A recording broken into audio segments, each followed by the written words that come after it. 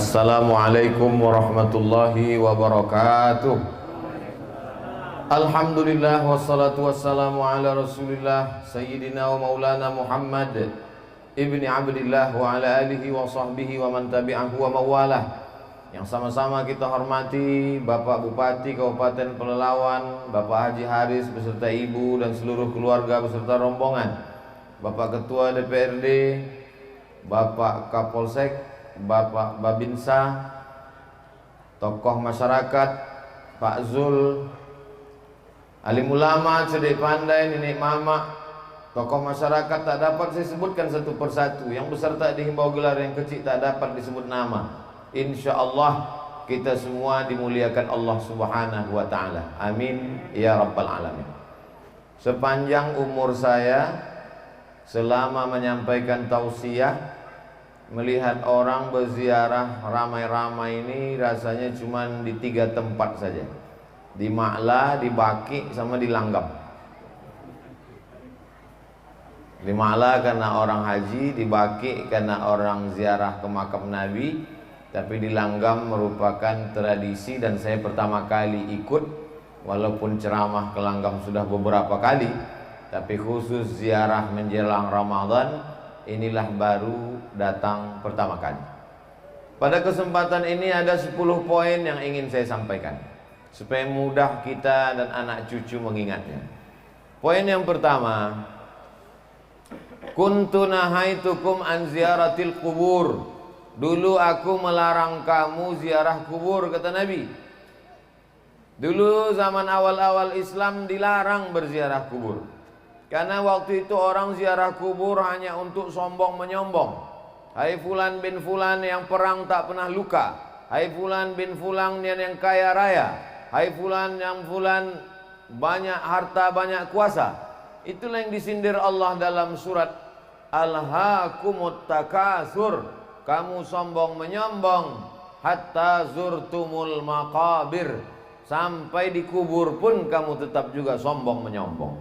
Tapi kemudian ketika ziarah kubur, turiqul qulub, melembutkan hati. Tudmi'ul ain, kalau sudah hati lembut meneteskan air mata. Tazkiratan lil maut, mengingatkan kepada mati. Maka hadis yang melarang ziarah kubur itu hukumnya mansukh. Mansukh artinya terhapus. Maka kata Nabi, fazuruha, silahkanlah kamu berziarah kubur. Maka Nabi SAW menziarahi kubur ibunya Aminah, dan dia dibawa oleh Aminah menziarahi kuburnya ayahnya Abdullah. Dan Nabi beberapa hari menjelang sebelum meninggal dunia berziarah ke makam sahabat syuhada Uhud. Kalau kita ke Masjid Nabawi terus berjalan ke belakang sampailah di Uhud. Nabi berziarah ke Uhud beberapa hari menjelang menghadap Allah Subhanahu wa Ta'ala, seolah-olah dia mengucapkan selamat tinggal kepada orang-orang yang ada di Uhud. Jadi tentang masalah ziarah kubur tak ada ikhtilaf di antara ulama. Kita boleh berselisih pendapat kalau pada masalah itu ada ikhtilaf. Boleh kata Maliki, tak boleh kata Hambali. Boleh kata Syafi'i, tak boleh kata Hanafi. Adapun tentang ziarah kubur, maka hadis qauli, hadis fi'li. Hadis qauli, fazuruha, ziarah kuburlah kamu. Hadis fi'li, perbuatan Nabi Muhammad SAW. Maka tak ada yang bisa mengelak daripada berbuat perbuatan ziarah kubur, karena dua-dua dalil menunjukkan tentang disunnahkannya berziarah ke makam orang-orang beriman. Ini poin yang pertama. Poin yang kedua, Nabi SAW tidak menyebutkan waktu tertentu, tak menyebutkan batas tertentu. Maka ini pernah ditanyakan kepada ulama Al-Azhar namanya Syekh Atiyah Saqar. Beliau menjawabnya dalam kitab Fatawa Al-Azhar. Syekh, apa hukumnya berziarah pada waktu tertentu menjelang Ramadan, pagi Idul Fitri? Maka kata Syekh Atiyah Saqar, berziarah kubur itu hukumnya umum, maka berlakulah hukum umum. Jadi orang berziarah terserah dia Mau pagi, mau petang, mau siang, mau malam, mau menjelang Ramadan, mau di bulan Ramadan, mau menjelang Idul Fitri, mau di pagi Idul Fitri, maka silakan ziarah. Adapun hadis yang melarang, la'anallahu zuwaratil kubur, Allah melaknat perempuan yang berziarah kubur. Bunyi kalimatnya, Allah melaknat zuwaratil kubur, perempuan yang ziarah kubur. Maka sesungguhnya di situ ada kronologisnya. Ada seorang perempuan, anaknya meninggal, lalu dia ziarah pagi, ziarah petang, ziarah siang, ziarah malam untuk mempersedih-sedih diri.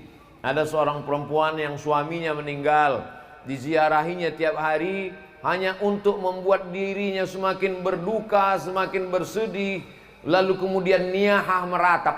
Maka Nabi mengatakan, la'anallahu zuwaratil kubur, Allah melaknat mereka yang selalu ziarah kubur hanya untuk mempersedih-sedih diri.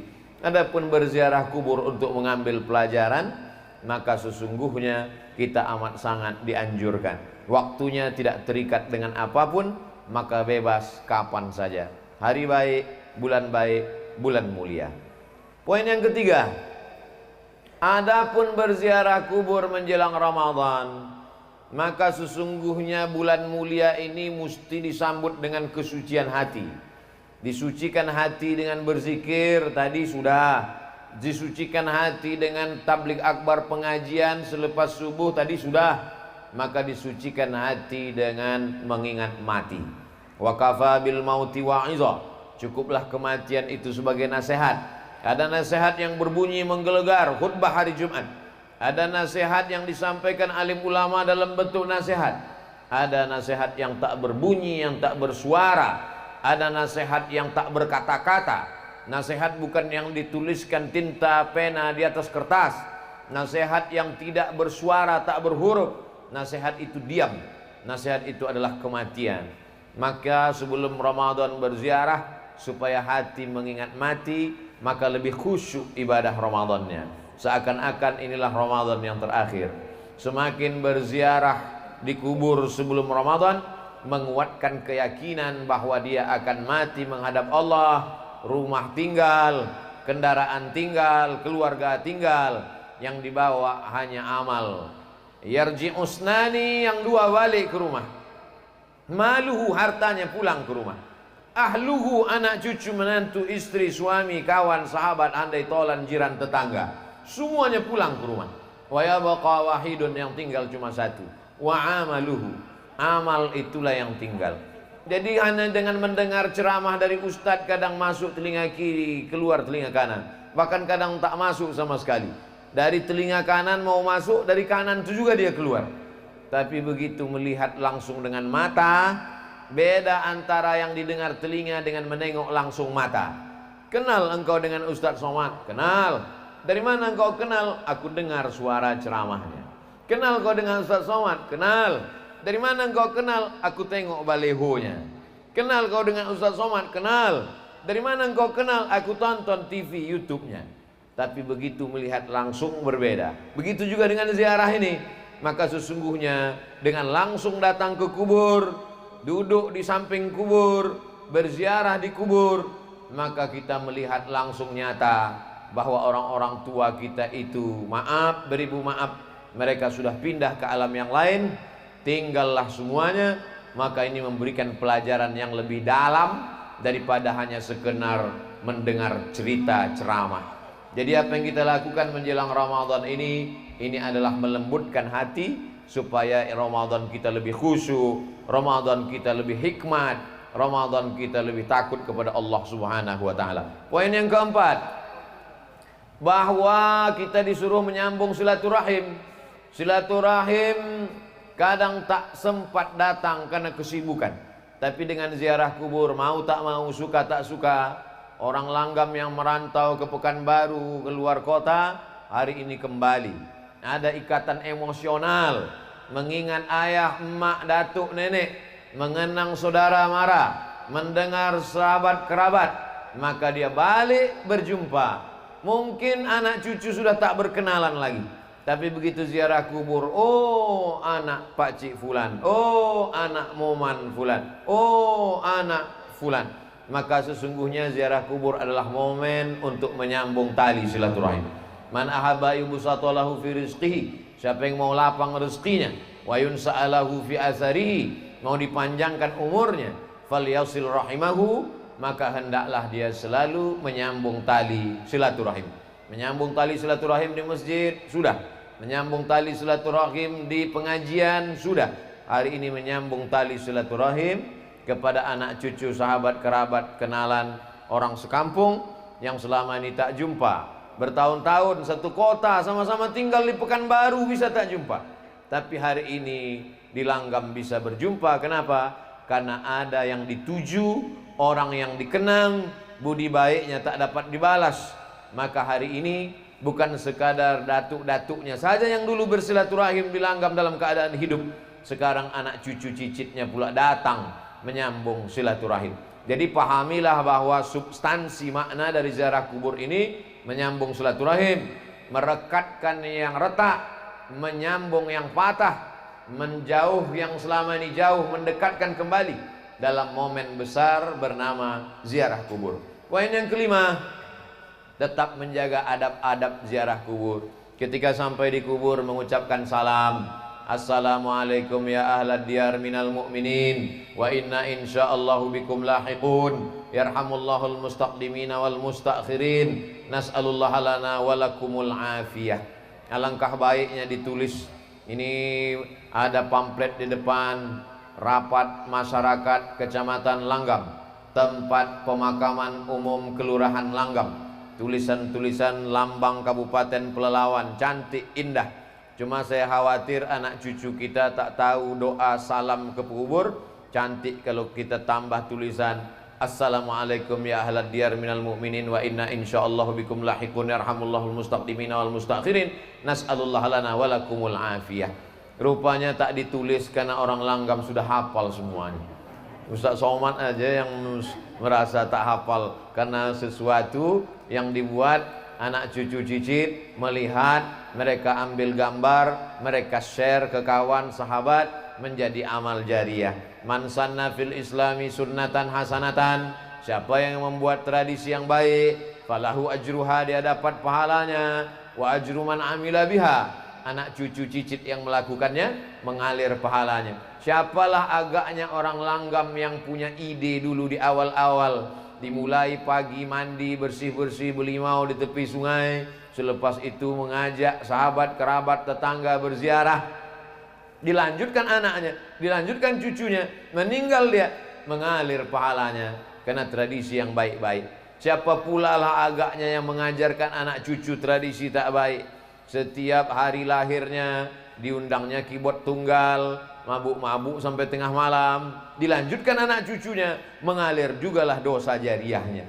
Maka yang baik-baik mengalir menjadi kebaikan, yang tak baik pun akan mengalir juga. Maka sebelum kita melakukan sesuatu, pikir baik-baik, karena dia akan mengalir sesudah kita mati.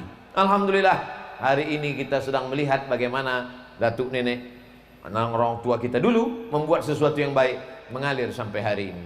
Poin yang keenam, li ayyajlisa ahadukum ala jamratin minan nar, kamu duduk di atas batu dari api neraka, fatuhriqu thiyabahu, duduk di atas batu dari api neraka, apinya membakar baju sampai tembus ke daging, ke tulang, khairun, lebih baik, min an yajlisa ala qabrin, daripada melangkahi kubur, duduk memijak. Maka tetap kita jaga, kita tetap berada di tepi, samping kiri, samping kanan, bagian kepala, bagian kaki. Kalau nampak anak-anak kita ada menginjak, kita ajarkan, lebih baik duduk di atas batu dari api neraka, terbakar kulit sampai tulang belulang, lebih baik daripada duduk di atas kubur. Maka kita jaga adab-adab ini. Alhamdulillah kubur kita tidak terlalu rapat padat seperti di Pekanbaru. Saya lihat beberapa kubur sampai tak ada tempat berjalan lagi. Maka kita harap tetap ada jalan di tengah, tetap ada jarak, supaya kita tidak jatuh dalam perbuatan yang dilarang oleh Rasulullah sallallahu alaihi wasallam. Lalu kemudian poin yang ke-7, habis ini nanti kita akan membaca surah Yasin. wal Qur'anil hakim innaka laminal mursalin. Sampaikah pahala bacaan kita yang akan kita baca ini nanti? Berkelailah antara yang membaca dengan yang tak mau membaca.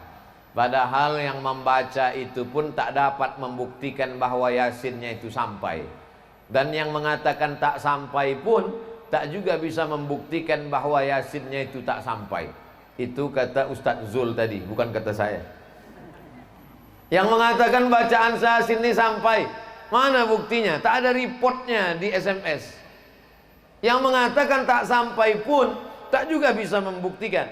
Lalu kita bertengkar masalah apa? Dalil. Apa dalil imam yang mengatakan sampai?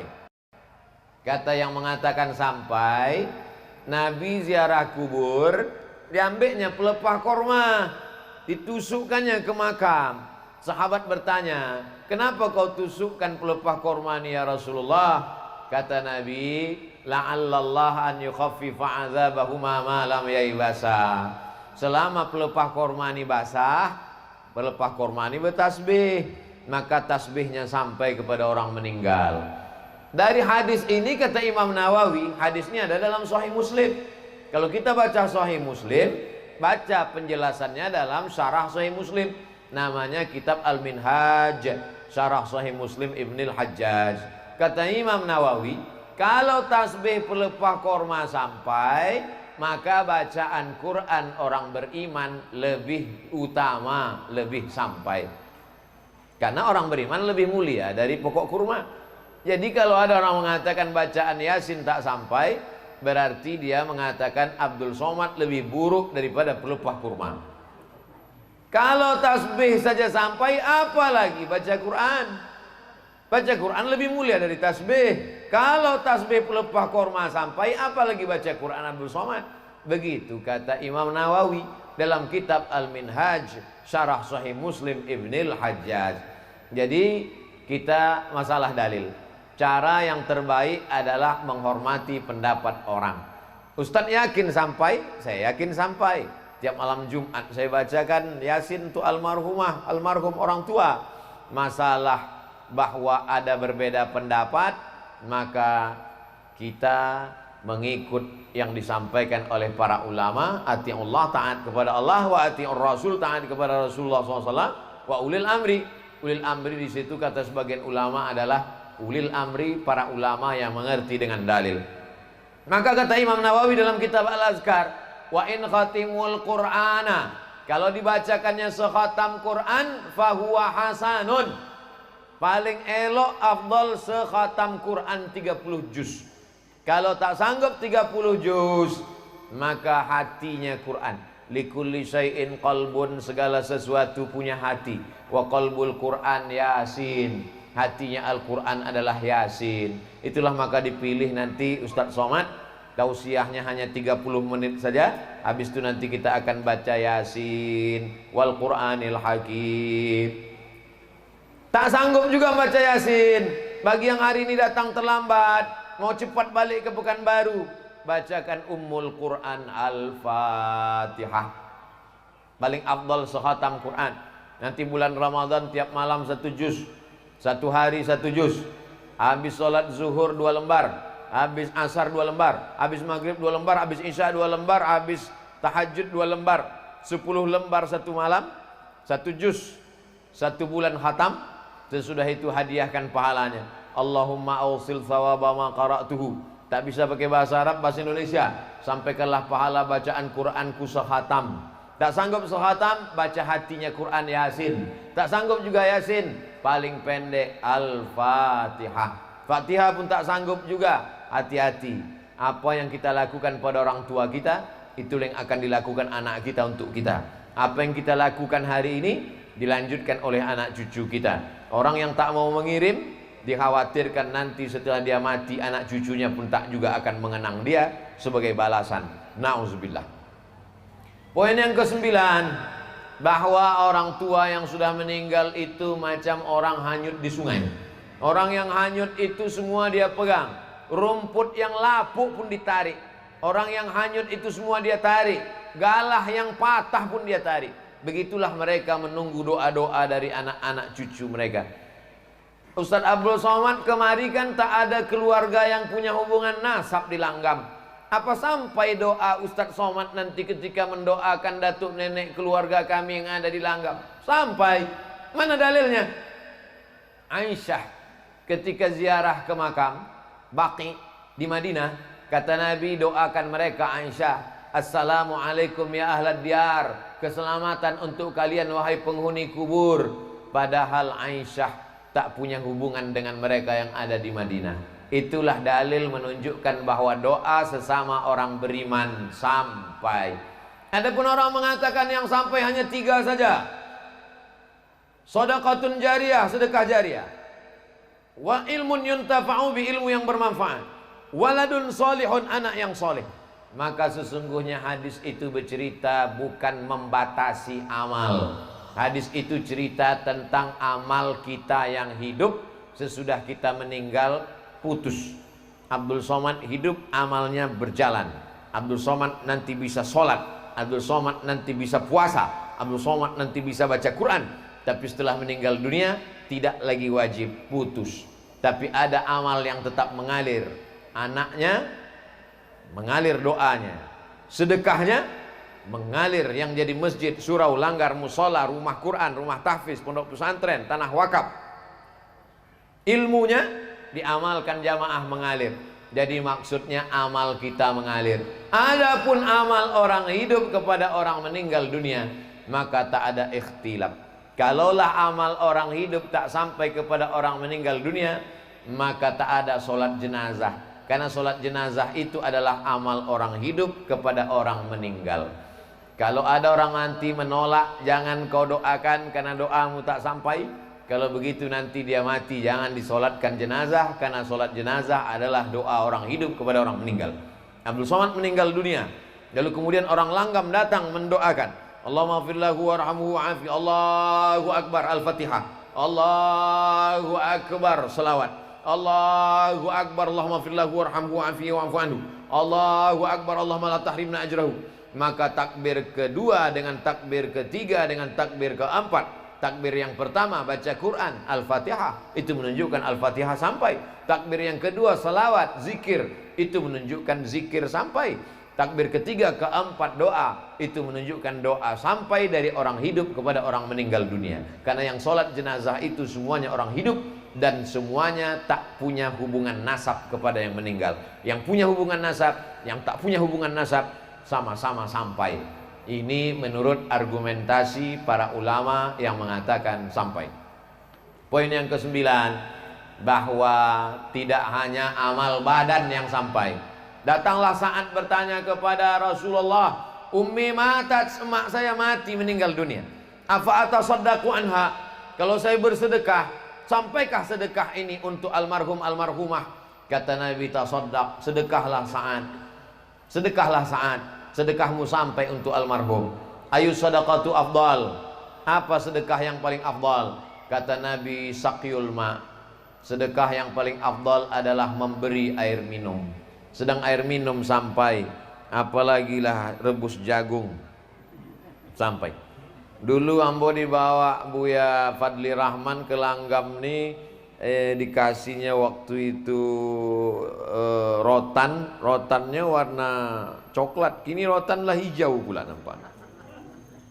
Sampai sedekah makanan sampai, maka siapkan sedekah makanan untuk buka puasa nanti, hadiahkan pahalanya untuk almarhum almarhumah, nanti tabung duit berkurban, hadiahkan pahalanya untuk almarhum almarhumah. Maka sedekah baca Quran sampai, baca Yasin sampai, begitu juga dengan sedekah kurban sampai, begitu juga kurban. Mana dalilnya kurban itu sampai, Buya?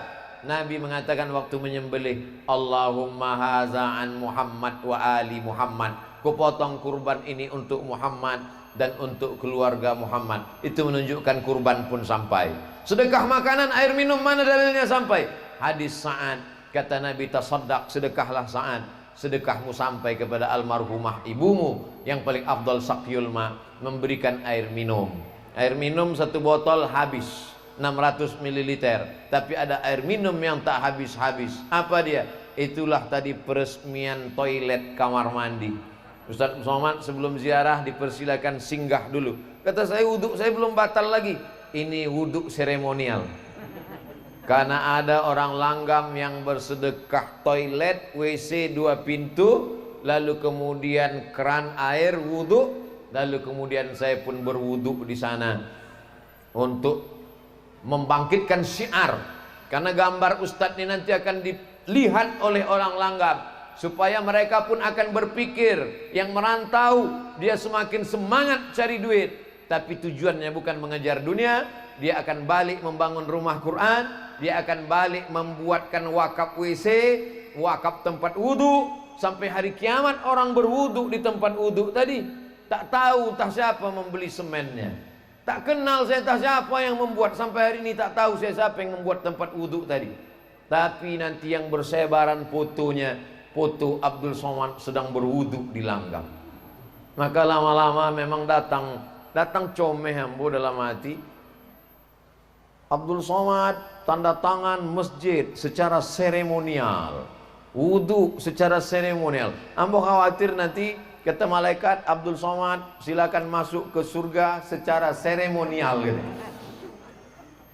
Maka tolong doakan supaya hati selamat dari riya, supaya kita semuanya masuk surga tidak secara seremonial, tapi masuk kekal selamanya sampai anak cucu kita jumpa dengan Nabi Muhammad sallallahu alaihi wasallam. Bagi yang duitnya banyak, habis Covid corona nanti dia pergi haji, hajikan orang tua, haji pun sampai. Mana dalilnya haji sampai? Sahabat Nabi haji, labbaik Allahumma subrumah, ambo hajikan subrumah. Kata Nabi, subrumah kau siapa? Subrumah akhi, saudaraku. Kau hajikan subrumah? Ya. Kau udah haji atau belum? Belum. Kata Nabi, hajikan dirimu dulu, baru hajikan subrumah. Itu orang dulu. Orang dulu lebih mau menghajikan saudaranya sampai lupa dirinya. Orang sekarang haji bolak-balik, lupa saudaranya. Maka sesungguhnya Quran yang kita baca sekarang sama dengan Quran yang dibaca Nabi. Hadis yang kita baca sekarang sama. Bedanya adalah perasaan dalam diri kita. Maka haji sampai, kurban sampai, sedekah air minum sampai, bacaan doa sampai. Nanti kita akan tahlil la ilaha illallah, la ilaha illallah. Sampaikah tahlil kita itu? Sampai. Mana dalilnya? Tasbih pelepah korma sampai. Ada yang lebih afdal daripada tasbih. Afdalu zikri la ilaha illallah. Kalau tasbih subhanallah subhanallah subhanallah sampai, maka tahlil la ilaha illallah pun lebih utama untuk sampai. Beda anak kandung sama anak orang lain. Kalau anak kandung, bapak-bapak, ibu-ibu yang hari ini ziarah ke makam ayahnya, ke makam amaknya, cucu yang ziarah ke makam datuk, otomatis sampai.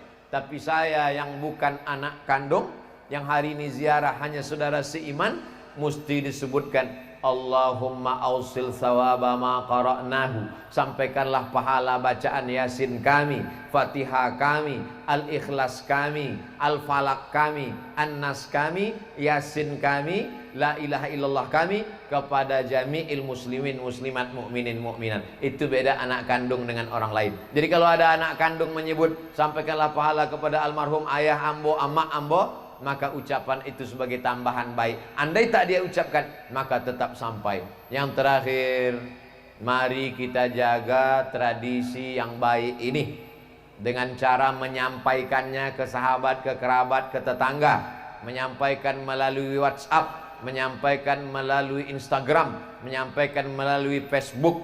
Tapi tadi kata Ustadz Fadli Rahman, jangan di-share, jangan di-upload sore kok. Biar agak lama-lama sedikit. Tapi syiar itu sampai. Maka nanti anak cucu yang sudah lama tak ziarah meleleh air matanya. Ustaz Somad, ambo potong ziarah ke makam abang ambo, lalangnya setinggi toga. Jamaah Pekanbaru mengadu ke anak ambo. Makam abang ambo lalangnya setinggi toga. Ternyata anaknya yang selama ini papa tak pernah ziarah. Bininya yang selama ini abang, setengah napasku pergi bang, pret. Rupanya sesudah abang tuh mati tak pernah ziarah. Tapi tengoklah makam di Langgam, jangankan setinggi toga, tak belalang sama sekali, bersih, menunjukkan mereka datang berziarah. Oleh sebab itu maka banyak anak cucu sekarang tak ingat. Kalau dia ingat tentu akan terbayang wajah emaknya, wajah ayahnya. Tak jadi dia pakai narkoba, tak jadi dia mabuk, tak jadi dia berzina, tak jadi dia mencuri. Kenapa? Ingat dia, amalku ditonton, diperlihatkan oleh datuk ayah emak yang sedang berada di alam barzakh. Semua datuk, nenek, moyang, ayah, ibu, kawan yang ada di sini sedang melihat kita, sedang menonton kita. Kita tak bisa melihat mereka, mereka bisa melihat kita. Mereka berada di alam barzakh. Barzakh artinya sempadan, batas. Mereka tidak disebut akhirat karena dunia belum kiamat. Mereka tidak disebut dunia karena mereka sudah meninggal. Kita di dunia karena belum meninggal. Mereka tak disebut akhirat karena belum kiamat. Pemisah antara dunia dengan akhirat namanya alam barzakh. Dan mereka sekarang sedang berada di alam barzakh. Alam kubur. Alam kubur karena mereka di dalam kubur. Tapi ada yang tak dikubur. Siapa tuh? Orang yang mati dimakan harimau, orang yang mati dimakan buaya. Mana ada kuburnya? Maka mereka berada di alam barzakh. Sampai masanya nanti mereka akan dihidupkan lagi. Itulah maka dibaca surat Yasin. Karena dalam Yasin itulah diceritakan bahwa yang mati akan hidup lagi. Cukup dengan satu perintah. Innama amruhu iza arada syai'an ayakula lahu kun fayakun. Kita akan bangkit nanti menghadap Allah Subhanahu wa taala. Silakan mabuk, silakan mencuri, silakan makan haram, silakan hidup macam menjadi Fir'aun, silakan menjadi orang yang angkuh dan sombong. Tapi ingat, kau akan mati dimakan cacing tanah. Yang kekal abadi hanya amal soleh. Tanah yang kau wakafkan, masjid yang kau bangun, rumah Quran yang kau buat, anak yatim yang kau sekolahkan, anak cucu yang dimasukkan ke pesantren, program agama yang dikembangkan. Itu sajalah yang mengalir sesudah kematian. Itulah 10 poin. Mudah-mudahan bermanfaat. Sesuai dengan janji 30 menit. Mari kita khusyuk, dibimbing oleh Tuan Imam, tahtim, tahlil, zikir dan yasin. Terima kasih, mohon maaf. Wassalamualaikum warahmatullahi wabarakatuh.